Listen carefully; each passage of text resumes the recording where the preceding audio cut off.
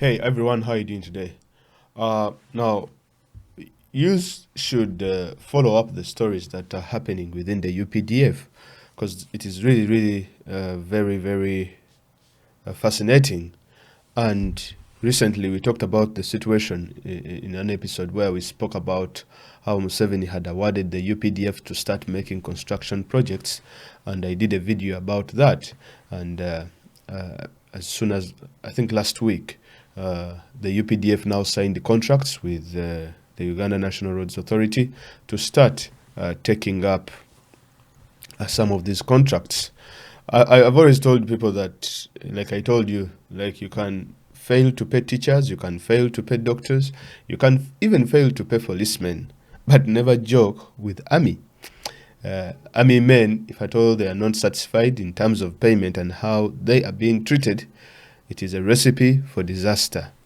And now we are seeing that Museveni has been playing around with the army quite well, for a very long time. And now it looks like the army is kind of fighting back. Now, the fight back in the army does not usually come from the top echelon or the generals and the leaders and all this kind of stuff, because only those are just individuals. The biggest number of people in the army are the so-called wananchi, these people who don't even have any ranks. Because the day those people start to disobey or start to refuse taking orders, that is when a government falls, we must say. And now, the grievances for such soldiers come from really small things. For example, especially on the African continent, it might be things to deal with food. It might be things to deal with, failure, lack of a salary. Those are kind of things. And the problem with Museveni's army or his military today, it is not a military that is being built on for national service. It is a military that is being built for personal service. And now when you build a military on the premise of personal service, what that means is there is a lot that you have to give in for the army to be on your side or to protect you. And that means that you have to forego things like the rule of law, the constitution, and you must be able to give in a lot of power to these military men in order for them in return to protect you. Now, what that brings about is it brings about a high cost of a defense budget. But when you see Uganda's defense budget is one of the biggest in East Africa, actually it takes a lot of our money, irrespective of the fact that Uganda is not at war with any other country because the military was personalized. Now, if I told the military is for the national, if you told the military is for a country, like for example, if it is a national military that is, is accountable to the people of Uganda and is responsible for protecting Uganda's boundaries and Uganda's external enemies, then that is an easily manageable kind of military, because for that reason, anything that they will have to do will be subject to scrutiny. But because Museveni has put that barrier there, anything that the military do, they always have to report to him. So Ugandans, as we people, we do not have a stake. Now this is actually starting to backlash, because most of the people within the military could not even raise a finger because of fear of Museveni, his children, and the people that he has elevated in order to protect and to protect him. Now, what we saw is that I think last month, a couple of months ago, these Ugandan military men have something called the UPDF Circle. Now, the UPDF Circle is a savings and cooperative union that they have, whereby some bit of money is deducted from their monthly salary and then it is put into savings. Just like without choice, it is done by force. That is how these people are being ruled. So they deduct their money, take it by force, and put it into a circle, just like they are treating young children. The same thing, we have seen it in other institutions like the Uganda police as well. But all of a sudden, this money, disappears to some extent. And the UPDF men, most of them, these army men, they decry of lack of support and failure to access their funds and their savings in one way or the other. Now, Wazalendo is the circle for the UPDF. Now, recently something happened like a couple of months ago, whereby there was an issue on this circle money, whereby it was an issue to deal with people who had deserted, as well as people who were deceased and had not collected their funds. And those funds, the circle leadership was saying that, okay, we want to create a new fund where we can put all this money. And the Wananchi UPDF officers were like, hell no, we won't let you steal our money this time.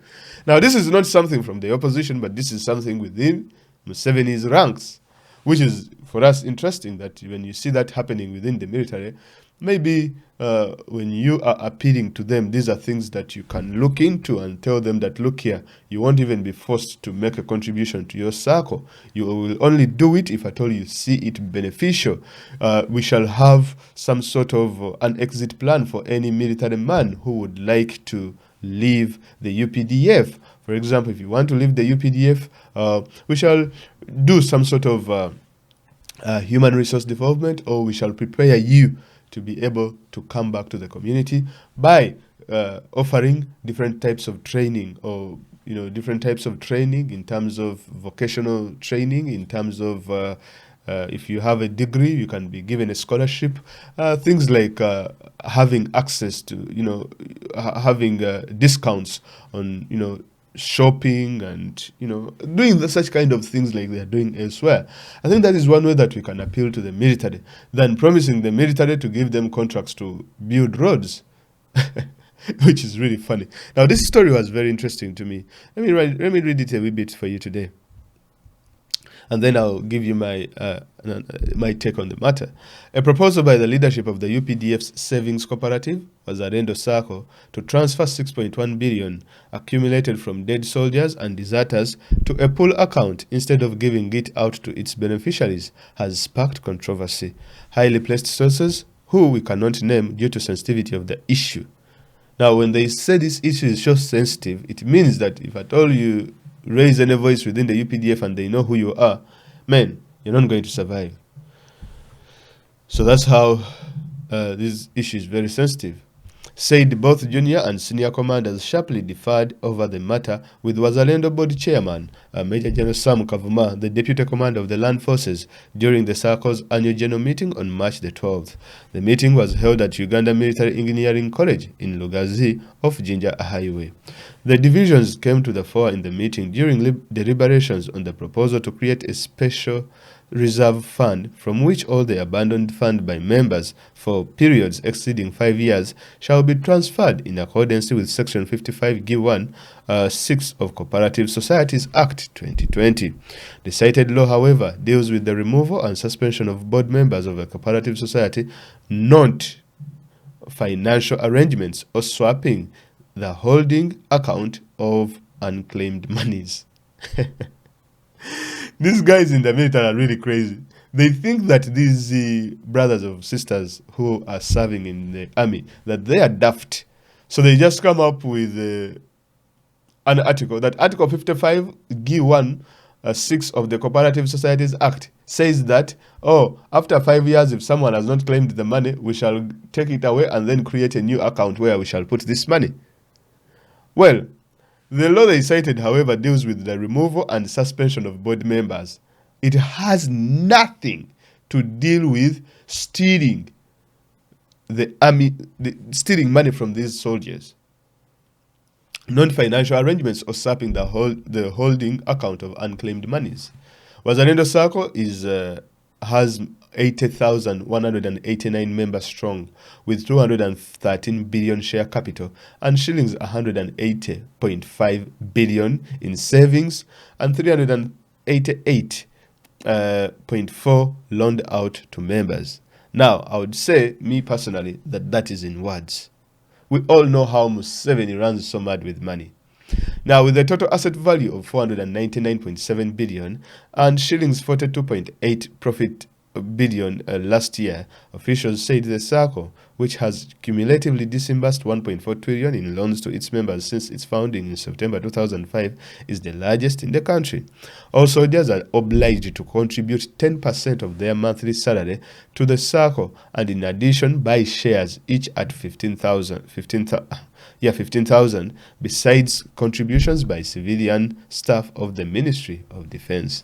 The SACCO was formed to bring together members and pool funds, savings, and access loans credit at affordable interest rates so that they can engage in productive activities that will help improve their welfare, according to a preamble of Wasalendo's SACCO 2019. During the March 11 to 12 annual general meeting, the management reported that 656 members of the SACCO have been inactive for years and above. These comprise mainly soldiers who have either died in the line of duty or natural causes or deserted the force, and their contributions and interests have accumulated to 6.1 billion. It is this cash that Wazalendo leaders now want to shift from the account where it is assigned to known owners and next of kin to a pool reserve, to a special reserve fund account. The reason for this is failure to trace the next of kin of deceased soldiers and the high costs of maintaining the account, of which 6.1 billion is being kept. Officials broached the idea at the March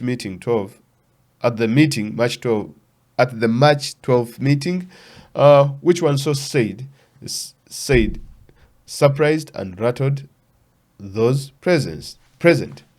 A major general whose name we are withholding reminded the SACCO board and management that it was inexplainable for the army to fail to trace the next of kin when its chief of personnel and administration has records of all soldiers who at recruitment are endorsed, among others, by local LC1 chairpersons. Now that is interesting. So the army cannot trace the next of kin of its soldiers. Over 80,000 soldiers, over 6,000 soldiers cannot be traced. Let me tell you, when they are recruiting these people, you go to Kororo, that is if you're from Kampala, you go to Kororo, you come with a letter from the LC1, that is the village where you come from. You come with a letter from the RDC of the area, the RCC in Kampala, we call them RCCs, or you can say RDC. You come with a letter of the RDC so the RDC can corroborate with the other stuff. You come with your national ID and also a few things about you. And then you go and do the training. So after the training, then they take you and start to do all this kind of stuff. Now, you cannot come here when things are to deal with. When an army officer commits a crime or does something or anything happens, they easily trace him back to his home. But when things are to deal with money, they cannot find him and they cannot even trace them. They don't even have the next of kin. Really? You think we are daft? It is only someone who, maybe if at all these army men are not from Uganda, they are from a different country, and that's why they can't trace them. You cannot tell me that you cannot trace an army officer where he comes from. You cannot trace their next of kin. And for that reason, you're going to take their 6.1 billion. What this means is that the people who have put their lives on the line under the pretext of protecting the Ugandans, this is how they're being treated. That your families are not even going to get to be taken care of. If at all you are not in the top echelon of the generals and the majors and all these other people, you are just a number in the army. You're not going to be recognized. Even if you die, even your money, we shall steal it. And we pray that you actually, because this is what it actually means, they pray that more army officers leave, more army officers die, and more army officers go AWOL, so that all this money can be taken. These people, for heaven's sake, they put their lives on the line, fighting wars that are not at all related to Uganda. They go to Somalia. If you have seen in Somalia while during AMISOM, these guys went there. They were paid, I think, something like $250 per month.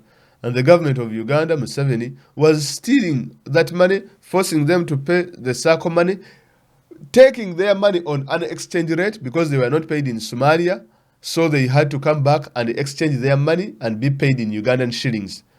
But they were not paid at the highest exchange rate at the time. They were being paid at an exchange rate made up by the UPDF top people in order to steal some exchange rate. So literally the UPDF was acting as a forex bureau. So people in Somalia, these soldiers of ours, they were cash strapped. And as a matter of fact, what happened was they decided to steal and sell ammunitions, bullets, and all these other things because they couldn't even have a single penny to make a call home or to buy something small like a cigarette because they were not being paid from these countries. They are being held like children. We hold your money. We take 10% of your money. And when you die, we shall not give money to your children. We shall not give money to your family or your wife. That's what it is. It is sad. It is really, really, really sad. And let me tell you, in the army, trust me, these people in the lower ranks, trust me, they are tired of this government. And the fact that they can now stand up and hit these people hard when they are trying to speak these stupid things, stealing their money and coming up with figures that do not add up, saying that it is the biggest circle, and yet a soldier in Uganda, these soldiers, if you don't see them with pips, they are some of the poorest in the country.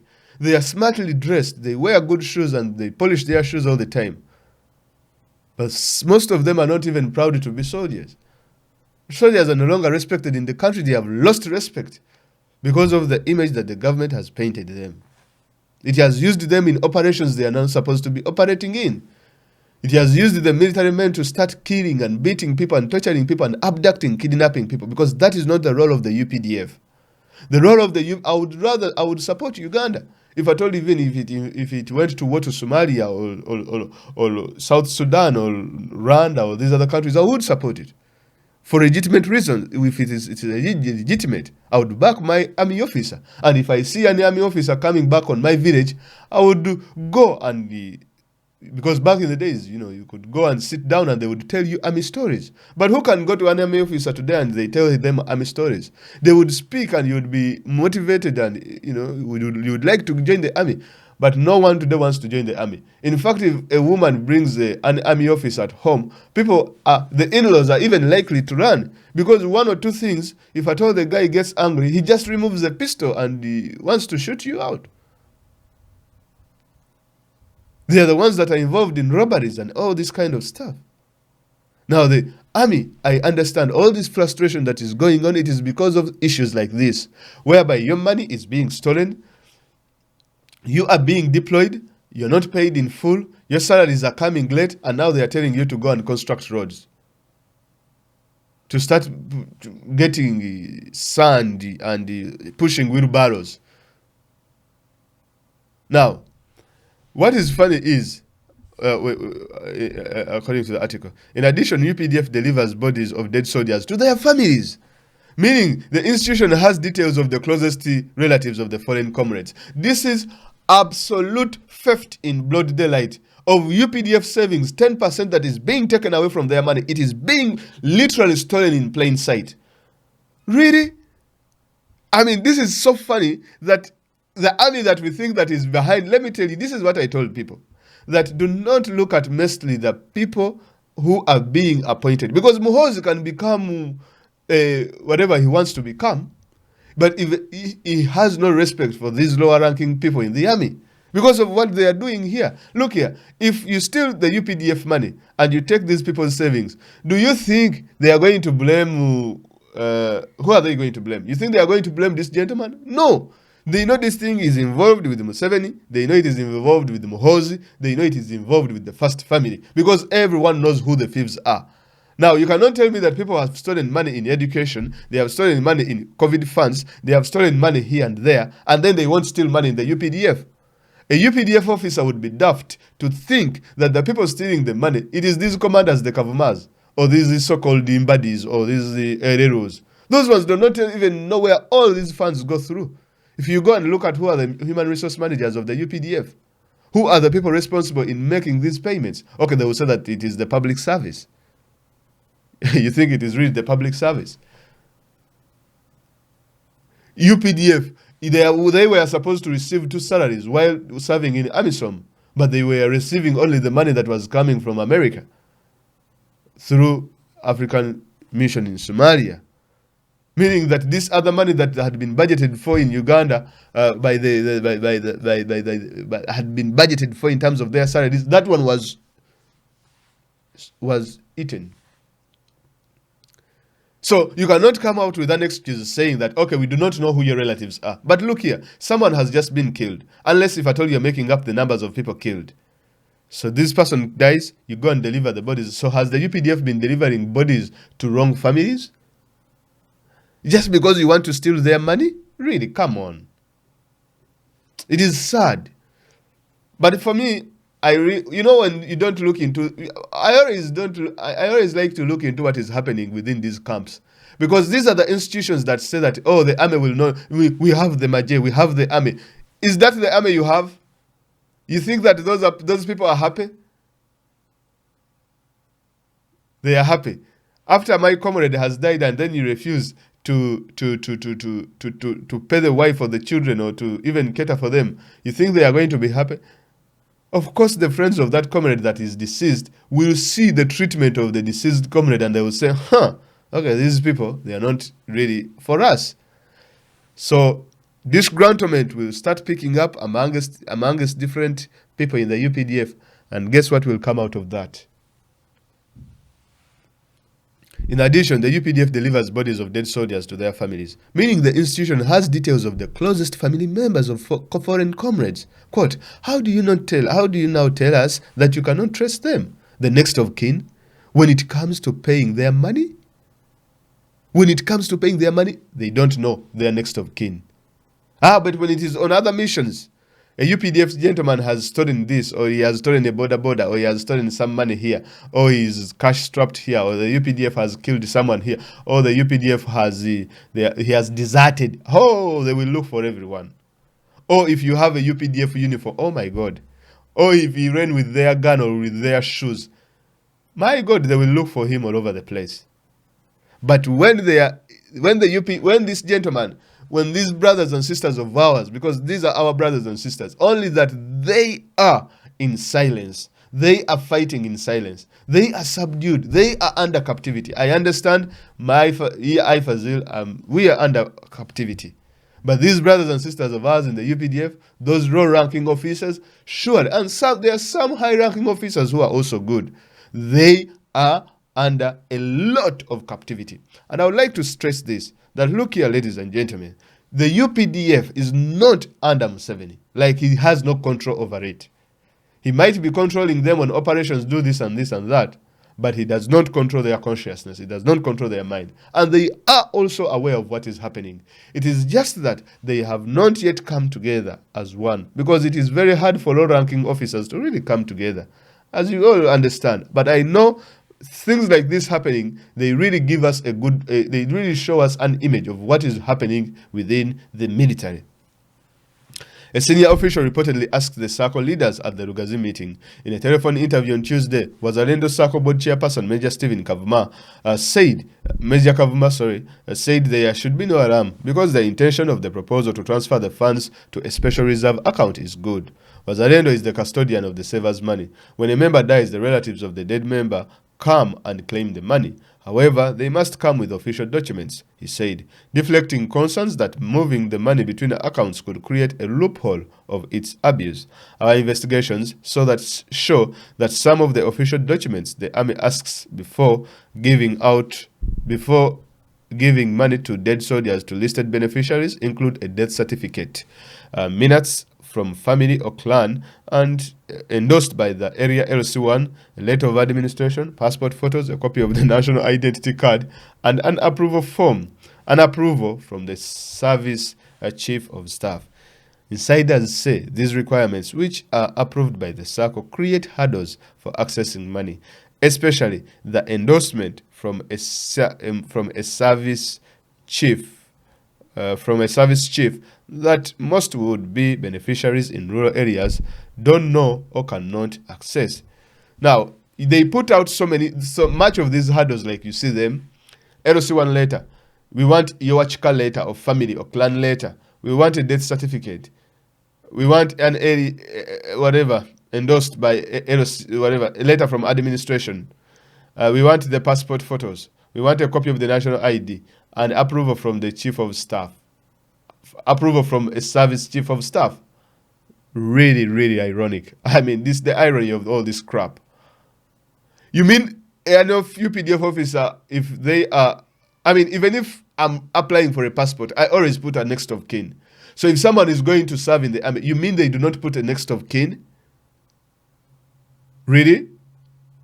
What the person has to do is just to let their next of kin that, look here, there is money. If anything happens to me, this and this and that. So if I told you I've delivered the body, you mean you don't even know this next of kin? Okay, you just say someone has to prove that he is the next of kin. But then insiders say that these requirements put hurdles, whereby most of the people accessing the money, some of them are the would-be beneficiaries are from rural areas who are illiterate. It is the role of the UPDF to make sure that they go out there and help these families to access their funds, not to wait for these people to come to them. That's not fair, especially if the next of kin is there, the telephone number is there. Why can't you just give them a phone call and tell them, okay, you are the next of kin of so-and-so.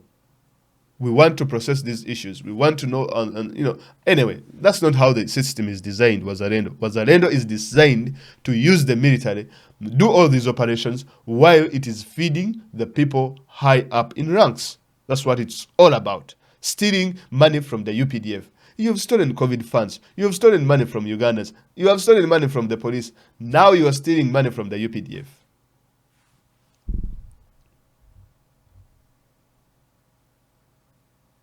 So, okay, one of the soldiers who attended the meeting had informed this newspaper confidentially that after the proposal generated controversy, the general summarily said the agenda item had been passed with amendments without specifying the amendment. So General Kavuma, after challenging him, that look here, first of all, the constitutional article you have cited is wrong. The one you are citing is completely different from what you are speaking about today. So General Kavuma could not answer questions. When he was tasked to explain that how can you say that the next of kins are not picking almost 6.1 billion, these people are not picking 6.5 billion, whatever, these people are the deceased, the deserted, they cannot access the 6.1 billion because no one has come to pick the money. Yet, they have the next of kins, number one. And secondly, when soldiers die, the bodies have to be delivered. Now we know, if a soldier dies, the UPDF might use it. If the body of your soldier is not delivered, then just to know something is wrong. If you have your brother or sister, or you're told that he died from Somalia, or someone is dead or whatever, and the bodies don't turn out, we must now start to ask questions. So, after General Kavuma failing to answer all these questions, he's like, okay, guys, I'm tired of questions. This is police, order and order. I've now decided to pass the amendments, but I'm not going to specify them. You will find out for yourselves. In the Tuesday interview, Major Kavuma said, even if we transfer the money for those who have deserted, we shall keep that money for another 5 years. And if the owners do not show up, we shall again come back to the members to ask them. One of the soldiers said they elected to speak about the matter in order to bring to the attention of the President Museveni so that he can intervene in this in his capacity as the Commander-in-Chief to stop the proposal to move savings of dead soldiers into an ambiguous account, something that could cause disaffection the rank and file of the army. Bro, for you who spoke about this issue for Museveni to get involved, you should know that he is entirely involved. What can't you not see? These guys in the army are also funny. Do you think, let me tell you one thing, even if a single bullet gets lost in any barracks around the country, Museveni will know about that bullet. Just a bullet, he knows about the bullet that goes missing. So you want to tell me that Museveni is not aware of the 6.1 billion? Which world are you living in, mate? You rather keep quiet and keep chasing your accountability than involving Museveni in these matters. Because he is fully aware. There is no, let me tell you, Museveni, what I know about him, he doesn't joke with the military. Because he knows what the military is capable of. Like you saw what happened in Haiti. So he knows that anything to deal with their salaries, welfare, and all this kind of thing, he is completely the one controlling it. So he knows. I think Muzei should know about this because it is too much. Come on. As members, we are forced to contribute, and now some people want to eat that money when the families of the dead soldiers are still suffering. No way, another source said. Now, Major Kavuma, without providing specifics, said it has taken long for some of the relatives of the dead soldiers to claim their money because of the disagreements among some of the family members. Sources within the circle say it is common for members of the board and the supervisory committee to cross to management without due process. As an example, Major Arthur Kwezi, who was the vice chairperson of the supervisory committee, which oversees the Wazalendo Circle board, but snapped up a job as Cooperative's IT manager before the lapse of his previous tenure. How can someone who is supposed to supervise the management team instead join the team without clearly stipulated procedures? This must not happen in an institution that is supposed to be well organized. Another disgruntled soldier said, on condition of anonymity for fear of reprisal by commanders. So, that is whatever the drama taking place within the UPDF. You remember the speech in the speech that General Eleru gave recently, the one I did analysis about, that he said that the army guys are not being paid well. Some of them have not received their salaries. That is funny because the people are receiving salaries. It depends on which unit of the army you belong to. So the Wananchi that are down there in the trenches, the salaries they get very late. Some are not even paid. But even when they are paid, they scrap 10% of their salaries. So these people in the army need reassurance. The government that is going to take over from Museveni we should make sure that we reassure the military and bring about good incentives and renew the respect and renew the attraction that people had towards the army officers. You get the point? She's really fascinating. But what I see here is that Museveni is really on the ropes. Because if such stories start to surface in the media about this circle money, trust me, it shows that there is something really big happening within the UPDF that we should be monitoring very, very closely. Bless you. Bye-bye.